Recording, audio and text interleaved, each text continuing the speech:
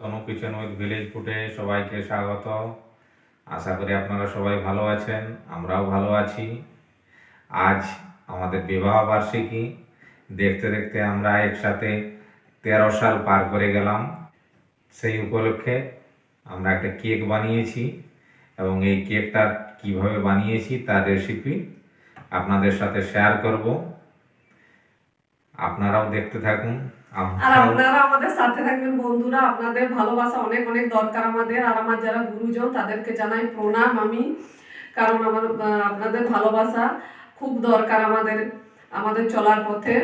আর আপনারা সবাই ভালো থাকবেন। তো আজকে আমাদের বিবাহ বার্ষিকী, 13 বছর। সুখ দুঃখে আমরা অনেকটা পথ পেরিয়েছি বন্ধুরা। তো আপনারাও আমাদের সঙ্গে থাকবেন, এই মুহূর্তটা আপনাদের সঙ্গে শেয়ার করতে চাই। তো ওই জন্যেই আমি নিজে একটি হাতে কেক বানিয়েছি। এখন আমরা এই কেকটি কাটবো।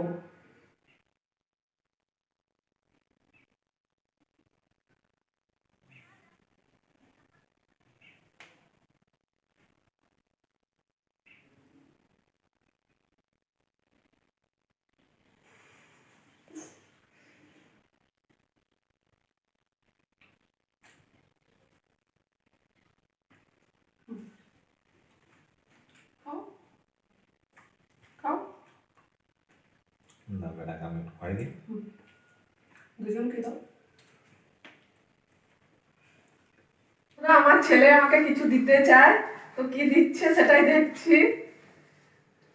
ও বাংলা লিখতে পারে না বন্ধুরা, তো বাংলা লিখে দিয়েছে আমার ছেলে। শুভ বিবাহ বার্ষিকী, বাবা মা, আই লাভ ইউ, এই দেখুন লিখে দিয়েছে আমার। ও যেহেতু বাংলা লিখতে পারে না, বাংলায় লিখে দিয়েছে। এটাই আমার কাছে অনেক বড় গিফট। আর সব থেকে বড় গিফট তো আমার ছেলে আমার কাছে, সব থেকে বড় গিফট। এটা আমার বৌদি আর এটা আমার দাদার ছেলে, ওরাও এসেছে ছুটি কাটাতে। আমি এই কেকটা বন্ধুরা কত সহজ পদ্ধতিতে বানিয়েছি তার রেসিপিটি আপনাদের সঙ্গে আমি শেয়ার করছি। আর আপনারা ভিডিওটি দেখতে থাকুন, আশা করি আপনাদেরকে ভালো লাগবে। বানানো খুব সহজ বন্ধুরা, তো এটা দেখতে থাকুন ভিডিওটি। আমি কি কি নিয়েছি এর জন্য দেখিয়ে দিচ্ছি। বেকিং সোডা, বেকিং পাউডার, আর ভ্যানিলা নিয়ে নিয়েছি। এখানে চিনির গুঁড়ো, দুধ নিয়ে নিয়েছি। এই দুধটা কিন্তু না ঠান্ডা না গরম, মিডিয়াম। আর ফ্রিজে রাখা দুধ হলে চলবে না বন্ধুরা।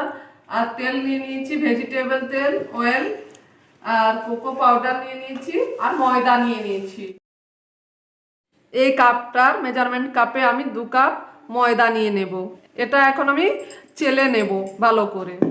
এখন আমি 1 চামচ বেকিং সোডা দিয়ে দিলাম আর 1 চামচ বেকিং পাউডার দিয়ে দিলাম। চিনি গুঁড়োটাকে আমি চেলে নেব। এখন আমি অয়েলটা দিয়ে দিচ্ছি এর মধ্যে, সব একসঙ্গে মিশিয়ে নেব ভালো করে। এখন আমি দুধটা অল্প অল্প করে দিয়ে দেব, একসঙ্গে দেব না, ব্যাটারটা পাতলা হয়ে যাবে। অল্প অল্প করে দেব আর এটা আমি ব্যাটারটা বানাতে থাকবো। এখন আমি কোকো পাউডারটা দিয়ে দিচ্ছি, এটাকেও ভালো করে আমি চেলে নেব। এখন ভ্যানিলাটা একটু অল্প দিয়ে দেব। এই দেখুন আমি 1 চামচ দিয়ে দিলাম। এই দেখুন বন্ধুরা, ব্যাটারটা আমার তৈরি হয়ে গেছে। এই রকম হবে এটা, খুব পাতলাও না খুব একটা গাঢ়ও না। এই দেখুন, এই দেখুন এইভাবে, এই দেখুন এইরকম হবে। ব্যাটারটা আমি 5 মিনিটের মতো রেস্টে রেখে দিয়েছিলাম বন্ধুরা। আর এইদিকে দেখুন আমি একটা এমনি খাতার কাগজ, এই দেখুন এই যে কাগজ কেটে আর তেল দিয়ে দিয়েছি এর মধ্যে, তেল বুলিয়ে আর কাগজটা আমি বসিয়ে দিয়েছি যাতে নিচে লেগে না যায়। এখন ব্যাটারটা আমি এর মধ্যে দিয়ে দেবো আস্তে করে, এই দেখুন ঢেলে দেব। এই দেখুন বন্ধুরা, এদিকে আমি এই পাত্রটা গরম হতে দিয়ে দিয়েছিলাম আর বালিটা দেখুন আমার গরম হয়ে গেছে। তো এখন এটা আমি বসিয়ে দেব। যেহেতু আমার পাত্রটা একদম সেম সেম দেখুন, সেই জন্য একটু সাবধানে বসাতে হচ্ছে। এখন এটা আমি 25 মিনিট পর্যন্ত, 25 থেকে 30 মিনিট পর্যন্ত এটা ঢেকে রেখে দেব লো মিডিয়াম আঁচে। এই দেখুন বন্ধুরা তৈরি হয়ে গেছে কেকটা, আর কতটা সফট হয়েছে দেখুন, একদম অনেক সুন্দর হয়েছে। আর দেখুন এই দেখুন কতটা সফট হয়েছে কেকটা, একদম নরম তুলতুলে। এই কেকের রেসিপিটি যদি ভালো লাগে বন্ধুরা অবশ্যই লাইক শেয়ার সাবস্ক্রাইব করে দেবেন, আর ভালো লাগলে অবশ্যই কমেন্ট করে জানাতে ভুলবেন না।